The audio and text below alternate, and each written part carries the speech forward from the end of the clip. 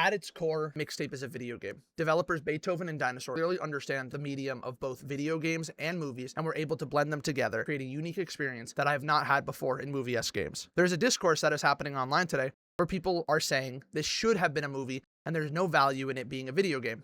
And I would say I heavily disagree. The cutscenes with interaction were interesting and genuinely fun to play. That being said, I think that there's an inherent problem with the game that people are not talking about. And that is the underlying argument that this game could have been a movie.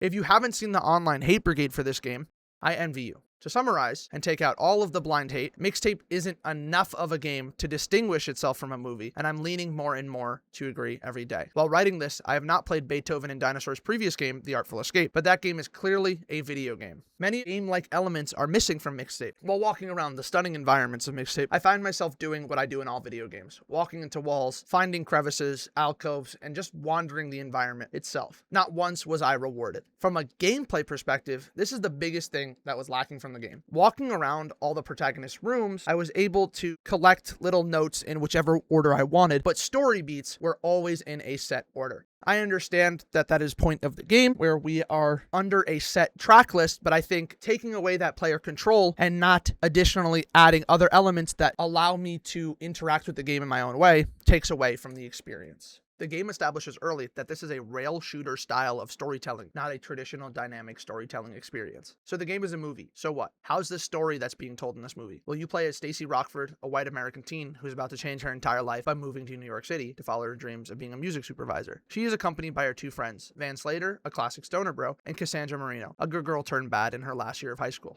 On the last day before the group departs for their lives, Stacy has created a perfect playlist for her and her friends' last night of fun. You follow the friends on adventures as songs in the background to play that encapsulate the moment. And they do. The musical element to the story is great, with every song helping you hit the emotional beats of that given story element. The problem is, everything besides the musical element feels surface level and cliche. This is your standard coming of age movie where a bunch of delinquents can procure as much alcohol as humanly possible, but are never shown drinking it. Where the storytelling really lost me was with the field sequence. I was wondering to myself, why did they not just smoke before this? The characters are implied to be stoners, so it wouldn't be out of character. Stacy's an asshole. She does things for no reason. Why is Stacy going on a trip to New York City the day she is supposed to drive with Cass to college? Something they have been planning for the entire time they've known each other. Why can't she wait a week? Slater is underutilized, only spitting out the occasional stereotypical stoner wisdom, and Cassandra can't read the room. Their dynamic is natural, and these characters are living and breathing, doing things that they would actually do, but I don't like them. I'm not a 90s kid, and I have no nostalgia for the 90s, and this game was full of cliches from that era of storytelling, so a lot of those story beats didn't hit me as hard as others, as I have seen them before. They made a really big deal of using a song from the animated Transformers show that I've never seen before. Later in that same scene, there's a kaiju scene that uses a remix of the Godzilla theme. As someone who's beaten the greatest Godzilla game known to man, Godzilla Destroy All Monsters Melee, I did not recognize it. And low-key, that's on me.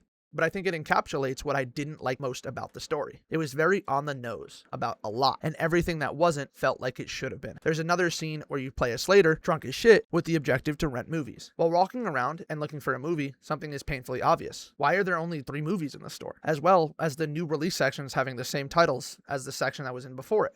On top of that, these movies seemingly are not references to anything. This is also apparent in the dialogue. Was it rough at times? 100%. Just like every coming-of-age story, it just wasn't enough for me to care. What I do care about is that there was a deliberate use of 90s pop culture references with movies and music, but then there was also a use of language that I can guarantee was not said back in the 90s. Aura?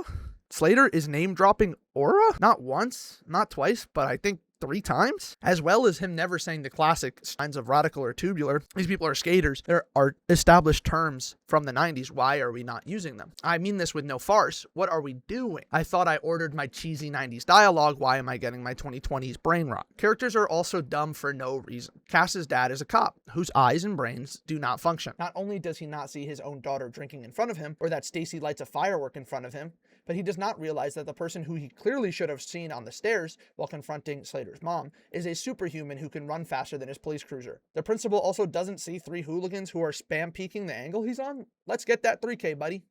Visually, the game is stunning. Some of my friends had a problem with the split frame rate, but while actively playing the game, I had no problems with it. I love the way this game looks, and it deserves all its praises in that aspect. Mixtape's biggest shortcoming is its runtime. I was able to complete the game in just under 3 hours, and I'm not gonna lie, I wish it was spread out more, with more to do in between the cutscenes. I do not believe that the game was supposed to be a movie and then transitioned into a video game like some schizophrenic Twitter users, but I don't think the game uses the medium to the level that I would have liked. Aspects of non-linear storytelling needed to be in this game. I walk into Stacy's room, there are many different non-key telling story elements that all add to the game and give me more lore and depth to all the characters, but because this game is set to a specific set of tracks in a specific order, that game only shows me key story elements in a specific order, which is fine, but you have to give me more video game inside of my video game. I want you to use the medium to its fullest. I want you to give me random collectibles around the map. I want you to try and have me hit stuff while these sequences are going on. I don't need points or a score or anything that would happen in a traditional game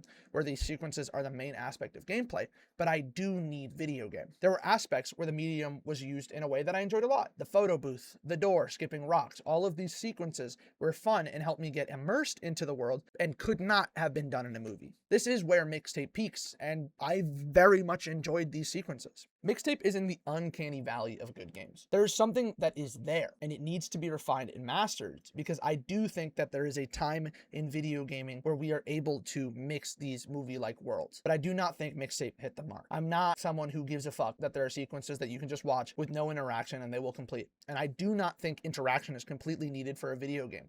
Developers will supersede the genre and create new experiences all the time, and limiting the definition to specifics like that will stifle innovation and is bad for the industry as a whole. This game just fell short of what I would want in a game like this. During sequences of the game, you become a terrorist, killing innocent civilians with your incel rage, and Slater doesn't comment on it? Or he does? He's kind of just there. Same thing with the party goers. When you're driving on the beachfront, spawning in random fireworks and exploding them at your timing, why is no one talking about it? It's a video game. I want people to see how fucking cool I am. These gameplay elements that were added that transcend what you can do in a movie-like medium were fun, and I want them to be a part of the story. It feels like these elements were giving your little brother the controller, but not plugging it in. Here you go, little boy, press your buttons. That's where Mixtape loses me. When I'm no longer watching the movie, when I'm no longer the biggest dickhead in the world, where it's no longer the last day before summer. I do recommend people play and experience the game for themselves. You lose a lot of what the game potentially has to offer, and there are aspects of the game that are great and should be refined into a product that is a better vision of how it can blend the mediums. I rate Mixtape a 3 out of 10 for lack of excitement that I get while participating in a story, generic pacing where nothing is a surprise, and a terrible resolution to the problems on hand. For a game that leaned heavily into the story aspect of the game, I expect way more out of it.